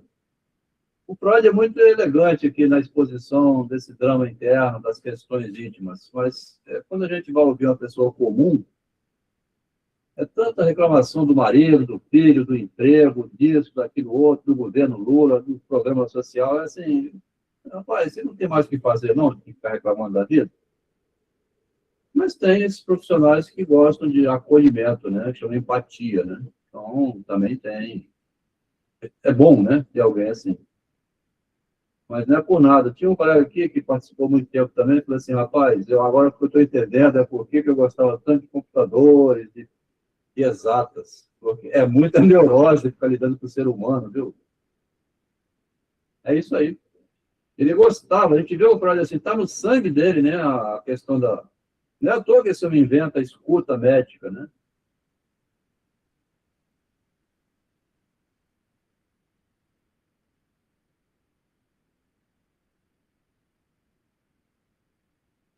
E aí, nessa outra carta, Hein? Ah, tá. Nessa carta de 8 de novembro de 74, aí eu cito, revisar, tá bilíngue essa carta também, André, dá uma olhada aí. Tá bilíngue, espanhol, Como jurista que você foi procurar um horário que, por sua raridade, mereceria ser conservado em álcool e exibido em um museu. Assistir a 6 horas seguidas de aula me seria tão impossível quanto cuspir fogo durante 6 horas ou fazer malabarismos. Além disso, as disciplinas escolares são daquelas aulas das quais todas as 9 musas sairiam correndo. Teoria das finanças, ciências econômicas, estatística, etc. Você nunca ouviu dizer que só se vive uma vez? Até um professor de estatística deve ter sido jovem alguma vez. E não é possível que tenha se dedicado, como você, a coisas tão áridas em sua juventude universitária, logo no início dela, quando ainda se traz colada às costas a marca do ovo materno no Instituto do Bacharelado. Então, Freud escreve um jurista, e em sua autobiografia de 1925, ele afirmou que poderia ter sido advogado. As belas metáforas do escritor Freud são notáveis, né? 6 horas de aula que valem a 6 horas engolindo fogo, fazendo equilibrismo. Para o estudante, fazer o que não se gosta seria como engolir fogo. A experiência comum a quem passa a vida inteira preso a um trabalho que detesta, né? Um trabalho que não gosta. Em 2 de dezembro de 1874, e aí Freud escreveu mais uma carta inteira marcada por imagens aí, metáforas. Vamos ler. Sua resposta rápida à minha demorada carta obriga-me a imitar sua rapidez. E antes que você suponha falsas razões para a minha demora, quero que conheça o quanto antes a razão verdadeira. É certo que demorei 5 dias para escrever minha última carta, e que, uma vez escrita, carreguei ainda por mais 3 dias no bolso, parecido a um de Delfo, um útero de Delfo, que depois de haver parido, continua levando sua cria na barriga. Depois que eu coloquei em um envelope, não consegui lembrar do seu endereço durante o dia inteiro. E, finalmente, quando ele voltou à minha mente, como se eu não conseguisse me separar dela de modo algum, segui transportando a carta com uma carga absurda ao longo de todo o dia, em minhas odisseias pelas mais distantes favelas de Viena, até que, por fim, foi tragada pelas mandíbulas abertas de uma caixa postal no subúrbio de Auxerre, para que seguisse pelo caminho de todas, ou ao menos a maioria, das cartas que não são roubadas. Compreenderá que, depois de tais experiências, pode-se apresentar uma fisionomia muito expressiva. Se você estranha que eu tenha podido esquecer por tanto tempo algo tão importante, devo alegar que me lembrava com bastante frequência, 2 vezes ao dia, do dever de despachar a carta, mas nunca encontrava tempo para aproveitar esses empurrões da memória. De que me servia que essa lembrança me viesse justamente antes de dormir, na aula de fisiologia ou quando acabava de cortar o dedo, se em todos esses casos eu não tinha uma caixa postal à mão e voltava a esquecer a carta tão logo saía à rua? Sem dúvida, meu despiste é facilmente explicável e causa-me mais estranheza que a carta já tenha saído antes deste domingo do que o fato de eu não ter enviado há 2 semanas. A um pobre e atormentado estudante de medicina, atribui-se apenas injustamente, e para me expressar filosoficamente, por analogia, uma vontade própria. Na verdade, ele é apenas uma gota de um líquido que, por um complicado mecanismo de pressão, vê-se bombeado de uma aula a outra, de uma favela a outra, e que deve procurar, segundo leis totalmente mecânicas, percorrer as distâncias que há de vencer com a mínima fricção e no menor tempo possível.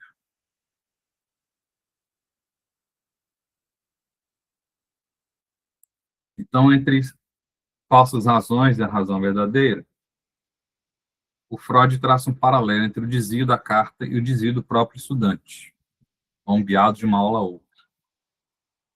Essa carta circula de um lugar a outro, assim como o estudante é deslocado de sala em sala. Esse estilo metafórico chama a atenção de qualquer leitor literário. A vida universitária parece como uma carta errante, lançada de espaço em espaço. Em uma carta, agora bem mais longa, de 15 de março de 1875, o estudante Freud passou a levantar questionamentos sobre a filosofia e sobre a falta de fundamento empírico da psicologia. Porque para ele, né, como o Adel acrescentou aí, faltava uma ciência psicológica dentro da medicina. E ele inventou, né, psicanálise. A continuação da história dessa visita é narrada de forma detalhada para que se conheça melhor esse homem e suas relações conosco. O diálogo começou com referências ao tempo e a um acidente, ao qual Panetti havia comparecido. Em seguida, ele retirou nossa carta e procurou refutar nossas objeções, algo que se mostrou necessário apenas em um ponto específico. Logo depois, expressou aprovação por nossas intenções. Disse estar satisfeito por nos importarmos com o conhecimento e por não termos sido conduzidos por preconceitos, apesar de nossa posição divergente. Ele sabia muito bem que éramos materialistas. Lamentou o fato de a filosofia se encontrar em situação tão ruim. Panetti, que havia assistido às aulas de Zimmermann, criticou duramente essa avaliação, colocando Brentano na difícil posição de ter de se pronunciar sobre Herbart. Brentano, então, condenou Herbart em profundidade por suas construções apriorísticas da psicologia e considerou imperdoável que jamais lhe tivesse ocorrido consultar a experiência ou os experimentos para verificar se estes estavam em harmonia com suas suposições arbitrárias. Declarou-se partidário incondicional da escola empirista, que aplica os métodos das ciências naturais à filosofia, e, sobretudo, à psicologia, afirmando que essa seria, de fato, sua principal vantagem e talvez a única razão pela qual a filosofia se tornaria mais suportável. Em seguida, relatou algumas observações psicológicas que, segundo ele, demonstravam a insustentabilidade das especulações de Herbart. Segundo Brentano, era mais proveitoso realizar análises profundas de questões isoladas, a fim de obter resultados igualmente isolados e seguros, do que tentar abarcar a totalidade da filosofia, o que não seria possível, uma vez que filosofia e psicologia ainda eram ciências muito jovens e não podiam contar com apoio sólido, especialmente da fisiologia.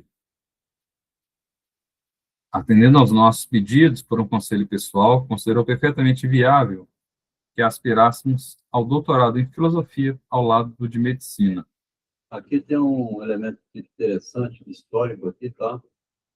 Parece assim, como que o professor vai capturando, tá, ó, passada a filosofia, né? Faz doutorado comigo aqui, né? O Brentano ali, pegando os estudantes, daqui a pouco ele vai até ficar decepcionado, ele vai dizer mais na frente, quando ele vê que isso já era uma prática do Brentano, assim, poxa, ele já fazia isso com todo mundo, achei que fosse só com nós. Eu não sei, Vitor, você aqui na UFS, doutorado que você conduz, tem, assim, essas reuniões, como ele diz aqui, né, onde tem um bate-papo aberto com o professor, onde ele sai um pouco do ambiente universitário formal de sala de aula e começa a falar sobre as questões, assim, genéricas daquela área de conhecimento. Aqui eu não sei. Mas eu fiz um Pode ter. mestrado. Eu tenho com meus alunos, mas não são todos professores, não. Não tem uma norma em relação a isso. A abertura, né, para dar espaço. Você não está bem nesse, né, você está não gostando muito bem, então segue por essa linha. Alguma coisa assim. Eu, em Tóquio, observei isso no laboratório do meu professor de orientação, mestrado em ciência da computação, ele fazia as reuniões em grupo, ria e tal, aí depois chamava no privado, aí localizando um pouco cada um, né? Mas considerou seria perfeitamente viável se aspirássemos ao doutorado em filosofia ao lado do de medicina. Você está fazendo medicina, mas você tem umas ideias tão boas, faz também lá comigo um doutorado em filosofia. Eu ia pegando esses melhores, oferecendo bolsa de estudo, talvez, né? Quem sabe? Aí ele fala do ministro aqui. O ministro havia insistido muito na formação de docentes de filosofia. O próprio ministro pediu isso, né? Vem para cá, então, para a gente, né? E aí o Lotze havia feito o mesmo para continuar logo na filosofia. Poderíamos nos formar diretamente em uma especialidade filosófica. O ministro havia insistido muito na formação de docentes de filosofia. Sem embargo, não creio que lhe aceitemos. Dos autores de filosofia, escolheu aquele que deveríamos ler e criticou a todos os outros, que é muito comum ainda hoje, né? Nos cursos de filosofia. Nos disse que teríamos de começar com Descartes, lê-lo de forma íntegra, porque com ele havia começado um novo impulso para a filosofia. De seus seguidores, Gelinx, Malebranche, Spinoza, nenhum merecia ser lido. Todos continuaram no lado equivocado da filosofia de Descartes, com sua separação total entre alma e corpo. Spinoza se movia apenas com sofismas. Tinha que desconfiar dele mais do que de todos os demais. Por outro lado, não se poderia ignorar Locke e Leibniz. O primeiro era um pensador extraordinariamente inspirado, o último é muitas vezes insuficiente apenas por sua dispersão excessiva. A estes dois seguia a filosofia popular e querer conhecer algo dela era necessário apenas para a história da cultura, e não para a filosofia. Em contrapartida, não se podia evitar a Hume e a Kant dentro do período do ceticismo. Hume era o filósofo, pensou da maneira mais exata, que escreveu melhor que todos os outros. Kant não merece muito menos que a reputação que segue tendo, ainda tem hoje, né? Segundo ele, estaria cheio de sofismas, um pedante insuportável que ficaria contente com uma criança se pudesse dividir algo em 3 ou em 4. Daí seus inventos e ficções em seus esquemas. O que se elogiava nele, Brentano disse que oferecia para demonstrar que procedia de Hume, que era original de Kant, ele teria que rejeitá-lo como nocivo e falso. Em resumo, Kant ele deixava de lado, já que a relevância de Kant vem de seus sucessores, Schifflin, Fichte, Hegel, Schelling, né? Schelling, Fichte, Hegel, e os chama simplesmente de farsantes. Como vê, está muito próximo aos materialistas nesse ponto. Conta como foi tão decepcionado em sua juventude ao começar a ler filosofia, e por pouco renunciou seu talento para a filosofia, até que tomou conhecimento de sua capacidade ao encontrar um filósofo mais antigo. E quer nos dispensar daqueles outros? Perguntei. Ao contrário, quero alertá-los de lê-los. Não se ponham nesses caminhos escorregadios da razão, e não lhes aconteça o mesmo que aconteceu àquele médico de loucos, que a princípio se dá conta de que ali tudo ainda era revolto, mas mais tarde se acostuma e geralmente ele mesmo acaba perdendo o parafuso. Dos contemporâneos, nos recomendou Auguste Comte,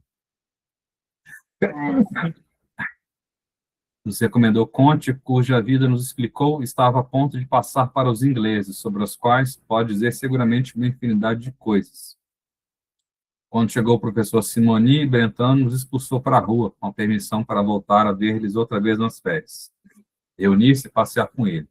Até aqui é tudo muito bem, e você poderia se sentir lisonjeado de que seu amigo for honrado por unir-se com um homem tão excelente. Se não fosse que fossem milhares que ele convida e conversa. Reduz notavelmente sua preferência para conosco, né? Eu achei que era especial, ele estava me chamando na casa dele e tal, mas ele chama todo mundo, ele chama de se ganhar seguidores. Pô, que decepção. Tem que pensar que é um homem que veio aqui para dar aulas, ganhar seguidores, e por isso dedica seu tempo e sua amabilidade a qualquer um que lhe peça algo. Contudo, não escapou sua influência. Não sou capaz de refutar um simples argumento teísta, que é a culminação de seus debates. Seu grande mérito ou desapreço por toda fraseologia, por toda paixão e pelo empenho em taxar qualquer coisa de heresia. Demonstra a Deus com tão pouco partidarismo e com tanta exatidão como outro demonstraria a excelência da teoria da anulação frente à da emissão. Evidentemente, só sou teísta à força, porque sou bastante honesto para reconhecer a minha falta de defesa perante seu argumento, mas não tenho intenção nenhuma de me dar por vencido tão rápido e completamente. Ao longo de vários semestres, penso em conhecer a fundo sua filosofia, e me reservarei o juízo sobre ela e também uma decisão sobre o teísmo e o materialismo. Por enquanto, deixei de ser materialista, mas também já conseguiu, tá vendo? É o Freud dizendo isso, não se sabe se é verdade, mas ele, tipo assim, já conseguiu me sequestrar, né? Pois é. Ao longo de vários semestres, evidentemente só sou teísta à força, porque sou bastante honesto para reconhecer a minha falta de defesa perante seu argumento, mas não tenho intenção nenhuma de me dar por vencido tão rápido e completamente. Ao longo de vários semestres, penso em conhecer a fundo sua filosofia. E me reservarei o juízo sobre ela e também uma decisão sobre o teísmo e o materialismo. Por enquanto, deixei de ser materialista, mas também não sou teísta. Ele defende também a descendência humana do animal, é contrário ao darwinismo, e me pôs em dúvida, tanto com seus próprios argumentos como pela notícia de que Thomson, em Londres, só pode chegar com seus cálculos a 100 milhões de anos no passado da história orgânica da Terra. Mas, ainda que o darwinismo se sustente com o esperado, não contradiz a sua teologia a seu Deus. Hoje, minha mãe se levantou da sua cama, agradece muito aos seus cumprimentos e espera encontrar a sua mãe em Rosnau. Interessante, rapaz, que aqui com o Boca, em 2018, assim, muita tese ligando assim, o estudo de Freud, os pensamentos dele com esse Brentano. Aí eu, nesse momento aí, naquela época, eu não sabia nada disso, que eu acho que eles nem sabem, não devem ter lido as cartas de Freud. Mas eles vão derivar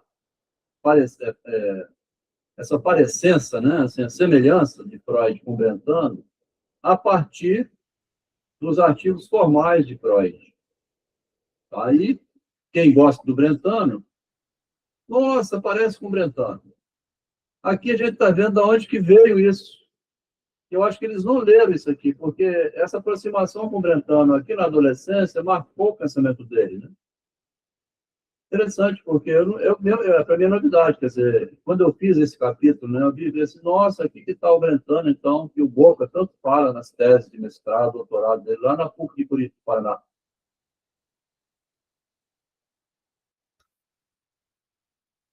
Então,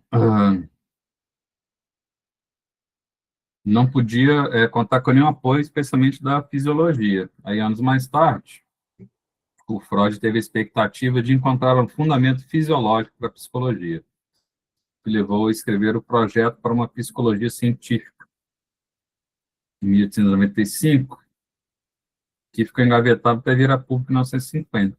Pode até aproveitar para grifar aí, Adelmo, o P está sem itálico aí no projeto. Mais adiante, tentou o projeto para uma metapsicologia, um livro de 12 ensaios sobre os conceitos da mente humana que jamais foi encontrado.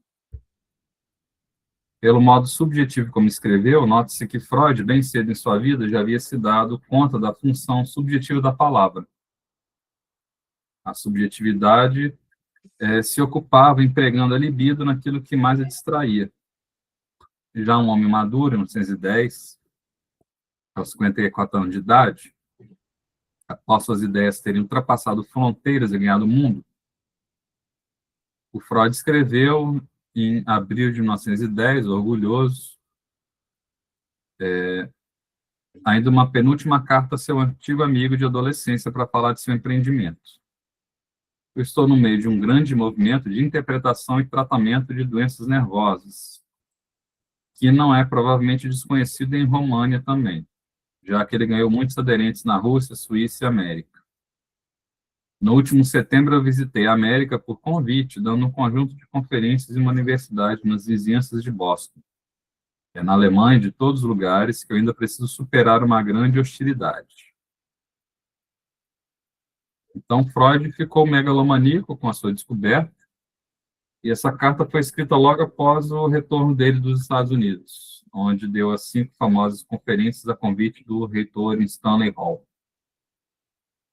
Ele relatou ao seu amigo que estava no meio de um grande movimento de interpretação e tratamento de doenças nervosas.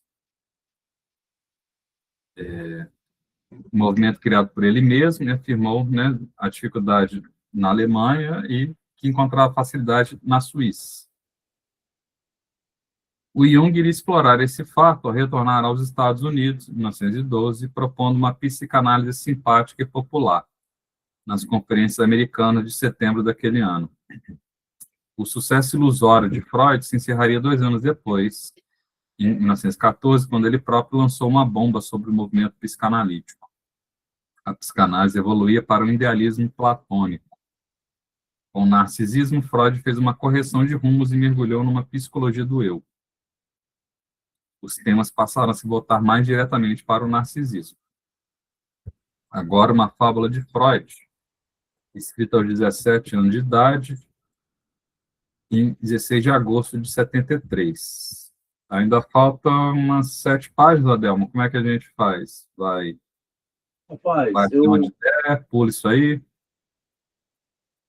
Deixa o seu critério, Vitor, porque se for avançar no capítulo, na próxima aula, no próximo encontro, pegando sempre rebarbo do anterior, periga de ter mais de 26 encontros, demorar muito, né? Vamos pular essa fábula, que ela é longa. Pode pular essa fábula, né? Ela tem um elemento curioso nela, que talvez o comentário da fábula, para quem quiser ler, né, mais na frente. Aqui nós falamos 88, 5 páginas. Se na carta acima um estudante se sentia bombeado de uma sala de aula a outra, agora ele está acompanhado do amigo Silberstein, vagando numa viagem intergaláctica. O Freud pega o amigo dele pela mão e vai viajar nas estrelas, tá? Essa fábula. Uma construção ficcional, uma distração artística literária relacionado à atividade, à realidade empírica. Compôs esse diálogo na esfera da luz, só pela raiva que sentia. Engolir fogo, né? Fazer o que não gosta, estudar logaritmo, né? A gente faz ensino médio, é logaritmo, equação exponencial, um monte de coisa, depois você vai ser médico, por exemplo. Então, tem um desvio, né, que o Freud menciona nessa viagem intergaláctica muito interessante. Aqui na sequência vem uma carta que ele faz ao médico Arthur Schnitzler, em 1906. Em seguida, ele repete a carta ao Arthur Schnitzler, em 1922, onde ele chama de meu sósia. Né? E o Schnitzler, ele fazia o seguinte, ele escutava as doenças... Ele é da mesma época do Freud, nasceu junto com o Freud e morreu junto com o Freud, diferença de poucos anos. Mas o médico Schnitzler, ele fazia igual aquele advogado, Robert Louis Stevenson, que fez o Médico e o Monstro. Ele escutava casos particulares, escrevia ficções. Robert Louis Stevenson é um médico e um monstro, quer dizer, ele via como que a pessoa negocia herança, assim, essas coisas, e ia convertendo em literatura. E o Schnitzler fez o De Olhos Bem Fechados, né, aquele filme do Kubrick, tá, o Stanley Kubrick. O livro dele o filme é baseado no livro dele. E o Freud vai elogiar ele dizendo assim, engraçado, né, rapaz? Você escuta os pacientes e faz literatura, enquanto eu tento fazer alguma ciência da subjetividade, né? Assim, por que ele sofre? O paciente não sabe nada disso. Tá? Imagina um açougueiro, alguém que matou a esposa, ou que está preso, ou que adoeceu, ou que o filho morreu, perdeu o emprego, assim, perdeu uma perna, um acidente. Ele fica todo assoberbado, né? Ele fala para o médico. Daí a pouco o médico converte aquilo numa ficção. O autor da história, ele acabou vendendo uma história para o médico, ou para o Freud, no caso clínico. Ele mesmo pensa que aquilo era tratamento da subjetividade. Quer dizer, olha que interessante esse comércio que faz também com as nossas narrativas, né? É muito interessante quando te lê de um modo menos comprometido, assim, porque parece que vive os psicanalistas também, até os filósofos, né? Parece que adoram demais os criadores desses pensamentos e não vê mais a funcionalidade da coisa, né? Eles são os grandes espertalhões que transformaram em livros e você fica apaixonado pelo livro, pela ideia, e não sai mais de lá para voltar à realidade, né? O Freud, ele vai pescando as coisas fora de cena. Aí ele pede aqui também o seguinte, ó, não fale nada para ninguém, mas farei uma confissão, que para o meu bem devo pedir-lhe que não transmita, nem partilhe com amigos, nem com estranhos, essa confidência que eu estou fazendo aqui, uma confissão. Né? E você é meu sósia, ele chama meu Freud número 2. Você converte em literatura aquilo que eu tento fazer, caso clínico, né? Agora também, assim, a gente precisa ir com calma, né? É que se não fosse o Freud com essa teoria dele, não existiria nem curso de psicologia. E é bom que tenha. De vez em quando você pega uma pessoa leiga, assim, se você quebrar o seu carro, você leva na oficina. E que você quebrar o pensamento, você vai no psicólogo. Você pensa que ele conserta, mas até você descobrir que ele não conserta, você sai da paranoia. Entende? É útil ainda, mesmo que seja meio bizarro, né? Aqui, então, ele fala nesse Arthur Schnitzler, né, da inquietante familiaridade, devido ao fato dele ser um sósia, né, muito parecido comigo, familiaridade inquietante. E reporta o artigo O Estranho, de 1919, pouco antes da carta do Schnitzler, em 22. Né. Então, aqui falta 10 para as 10, tentar aqui dar um salto. Aqui ele fala na autobiografia de 1925, ele publicou um pós-script em 36, corrigindo, então, o modo que ele disse na autobiografia, agora de uma maneira mais, 10 anos depois, ele revê aquela autobiografia, que está um pouco literal demais, e ele fala de um detour, tá? É muito interessante essa passagem, que é um pós-script, né? Um remendo que ele põe na autobiografia, dizendo que isso me relacionou, peguei um pedacinho só, né? Com a mudança ocorrida em mim, com um certo desenvolvimento regressivo, se quisermos chamar de desenvolvimento regressivo. após um desvio de uma vida inteira pelas ciências naturais, medicina e psicoterapia, eu lá com essa neurose minha de salvar o mundo, né, de querer curar o doente, meu interesse retornou aos problemas culturais, que um dia haviam fascinado ao jovem, que mal despertara para o pensamento. Olha ele falando dele aqui, em 36, né? Lá em 72, 60 anos antes. Quando a gente vê o Dom Casmurro, tá? Ele fala o Bento, que veio mais tarde, está ligado ao Bento, que tinha lá em 1860, que ajudou Rosinha a subir um degrau na sociedade. Então, por dentro da literatura do Machado e por dentro de Freud, tem uma autorreferência, tá? Então, aquele jovem estudante que estava... Ele vai falar aqui de quê? Ó, do Totem Tabu. Ó. Já durante o auge do meu trabalho analítico, em 1912, ele fez o Totem Tabu, que é um ensaio antropológico. Tem nada a ver com psicoterapia. Eu havia utilizado os novos conhecimentos analíticos para investigar as origens da religião e da moralidade humana. 2 ensaios posteriores, o Cultura de Ilusão e o Mal-Estar na Civilização, deram prosseguimento, que são ensaios sociológicos, tá? Nada de psicoterapia, né? Deram prosseguimento a essa direção do trabalho. Cada vez mais claramente percebi que os acontecimentos da história da humanidade, as interações entre natureza humana e evolução cultural, e aqueles precipitados experiências primevas, dos quais a religião é o maior representante, são apenas um reflexo dos conflitos dinâmicos entre o eu, aí ele vai trazer para ele, né? O eu, o id e o super-eu. Mas, se fosse esse conflito ou não, o fato é que ele fez ensaios filosóficos que são muito lidos, né, pela academia em geral, faz tese de mestrado bastante, em cima de uma reflexão dele que contribuiu nesse campo aí, fora da neurose do consultório. Você escuta só, meu pai bateu em mim, minha mulher me traiu, essas coisas.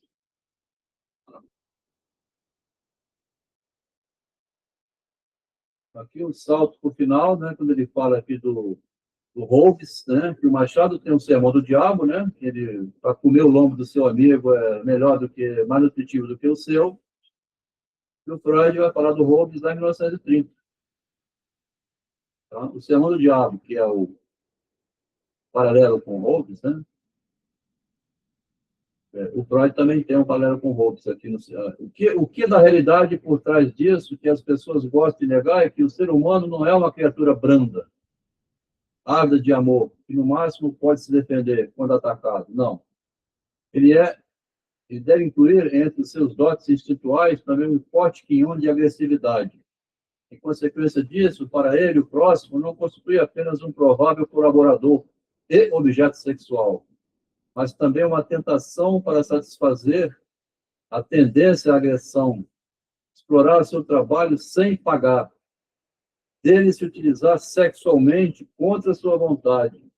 Sadismo, então, né? Para usurpar seu patrimônio, roubar o sujeito, né? Para humilhá-lo, infligir-lhe dor, torturá-lo e matá-lo. O homem é o lobo do homem, né? Freud estava bem revoltado aqui também, porque todos os seguidores dele, lá, o Abraham, o Ferencz, foram desviando a psicanálise para outros caminhos e deixou ele sozinho. Então, ele está reportando a esses que queriam copiar dele a psicanálise para criar novas versões, né? Quase todos eles, né? Estou entrando aqui para ajudar o Vitor, para nós terminarmos esse capítulo e para começar o que vem, senão a gente não termina, tem 7 minutos, vamos ler só a morte do Freud agora, né? Que dá para concluir já. Se você quiser, então, continuar esse restinho aqui, para dar um melancólico esse filme, o Freud morrendo em Londres, quando recebeu aquela famosa... Ele tinha um médico particular, né, que acompanhou ele. Esse final, ele deu instruções seguintes: quando não tiver mais em condições nenhuma, pode me dar injeção de morfina. Foi aqui que é o evento final, né? Final da vida em Londres, tá? Então, para irmos concluindo, né, a psicanálise, como uma filosofia do narcisismo, somente se justificaria na hipótese de a pessoa investigar em si mesma a causa de se oferecer autotortura. E aí o Freud, né, no final da vida, estava obrigado a viver no desterro, em Londres, e escreveu, fazendo sua derradeira tradução do Real em palavras, ao amigo Albrecht Scheffer, em 19 de setembro de 39. Que carta inesperada e bem-vinda! Quantas vezes pensei no meu poeta durante esses tempos vazios, sob alguns aspectos, perguntando-me a que tanto de tumulto selvagem os acontecimentos atuais da sua terra o teriam jogado. Deu-me imenso prazer saber que o que eu receava não ocorreu, e o que o senhor encontrou parceria tão preciosa na sua esposa. Nem tudo que eu pudesse dizer-lhe a meu respeito coincidiria com seus desejos. Mas tenho mais de 83 anos, portanto, de fato, já passou a minha hora. E realmente nada me resta a não ser seguir o conselho do seu poema. Espere, espere. E aí, na noite de 22 para 23 de setembro, às 3 da madrugada, 3 dias depois de escrever essas palavras, o Freud morreu. E aí, nessa derradeira carta, o Freud deixou registrado um texto sobre a morte que se avizinhava, né? Pela última vez, o Freud pintou com palavras uma imagem da morte, a morte do seu eu, a morte de Narciso. Temos nesse relato uma imagem de Narciso morrendo, que fica na mente do leitor, né? Fica na nossa mente. A verdadeira imagem de Freud, que fica para a posteridade, é a obra dele. O eco de Narciso é aquilo que retorna a partir das rochas, conforme Ovídio. Ele havia escrito em 13 de agosto de 1874, aos 18 anos de idade, né, o Freud. Os livros que leio, os livros que escrevo, merecem tão pouco este destino, estar em papel, poderiam muito bem estar escritos em ferro. Conclusão, né? Tal como Narciso, em Ovídio, Freud também deixou seu eco gravado na história da humanidade. Esse eco não é o do mito, mas da palavra escrita. O leitor pode escutar, né? A gente pode escutar com mais nitidez a voz do Freud morto, ao ler, por exemplo, as cartas privadas e os livros publicados. Ali se encontra o homem, né, nas cartas, muito mais humano do que o mito. O eu morre, a obra permanece, né? Como cantou Raul Seixas, os homens passam, as músicas ficam, né? Olha aí. Os homens passam, os livros ficam também. Sabia que o Raul Seixas tinha essa frase, não, olha. Está na música Senhora Dona Persona, os homens passam, as músicas ficam. Senhora Dona Persona? É. A música psicanalítica do Raul. Olha aí, que coisa, hein? Que às 10 horas da noite ainda ganhei um presente aqui, uma música que eu não sabia, não conhecia, tá vendo? Obrigado, Vitor. Nada. Valeu, pessoal. A gente dá por encerrado sempre que chega ao fim, né? Porque os comentários é no chat, para não interromper muito, a gente vai lendo seguidamente. Hoje o colega Lucimar, que apareceu, agradeço, espero que tenha gostado. E a gente dá por encerrado aqui a gravação. Semana que vem tem o carnaval, né? Tá? Fala, João Pedro, você quer falar alguma coisa? Fica à vontade.